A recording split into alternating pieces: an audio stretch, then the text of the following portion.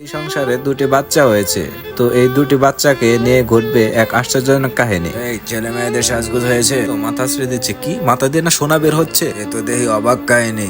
দাঁড়াও দাঁড়াও, আমি আমার মেয়ের মাথা আশ্রয় দিচ্ছি, কি ওর মাথা দিয়ে স্ট্রবেরি বের হয়? যা তুই এই বাসার দিকে বের হয়ে যা যা। এখন আমি কি করব, আমার তো অনেক ক্ষুধাও লেগেছে। দাঁড়াও, মাথা আশ্রয় স্ট্রবেরিটা খেয়ে নে। এদিকে তো আমার অনেক ক্ষুধা লেগেছে, দাঁড়াও আমার স্ট্রবেরি তোমাকে দিচ্ছি। এই দেখো আমার মাথা থেকে দুধ বের হয়। চলো আমরা দুজনে একটি আইডিয়া বের করি, দুধ আর স্ট্রবেরি মিলে কেকের দোকান দেবো। চলো আগে প্রথমে আমরা দোকানটা বানিয়ে ফেলি। এই তো আমাদের দোকান হয়ে গেছে, এই তো কেকের দোকান, যাই কেকটা নিয়ে আসি। তো এভাবে তারা কেক বিক্রি করে করে অনেক টাকা ইনকাম করলো, কিন্তু এই বৃদ্ধ মহিলাটাই না খেয়ে পড়ে গেল এবং তারা এগিয়ে গেল এবং তাকে কেক খেতে দিল।